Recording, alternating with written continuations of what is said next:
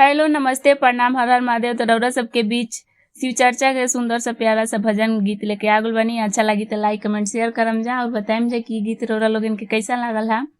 बेल के पतइया पो नेवता भेजौनी तोहर देखी रोहिया।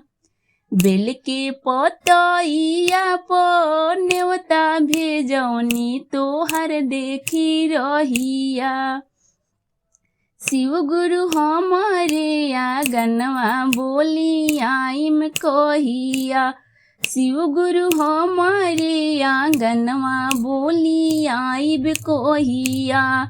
सुतल नसीब हमर जाग जाई दाया तोहर पाइब जहिया।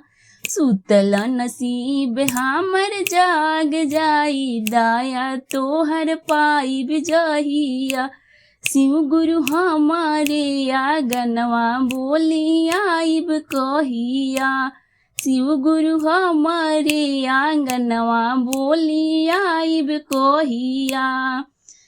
बीचे अगनवा तोहर आसन लगवनी। भंगिया धतुरावा के भोगावा लगवनी। बीचे अगनवा तोहर आसन लगवनी। भंगिया धतुरावा के भोग हम लगवनी। जबले पाइब नाही दर्शन बैठ में ही ठैया। जबले पाइब नाही दर्शन बैठ में ही ठैया। शिव गुरु हमारे आंगनवा बोली आइम कहिया। शिव गुरु हमारे आंगनवा बोली आइब कहिया। जेकर न कोई ओकर रौरे बानी आस हो। जेकर न कोई ओकर रौरे बानी आस हो। नाथ हो के नाथ रौरा होई भोलेनाथ हो।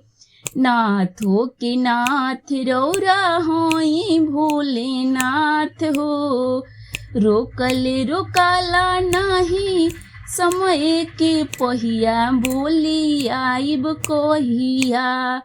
बोली आइब कहिया। शिव गुरु हमारे आंगनवा बोली आइब कहिया।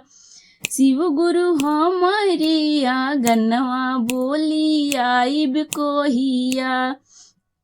रोजत दाया मांगे चारा चाकरीले।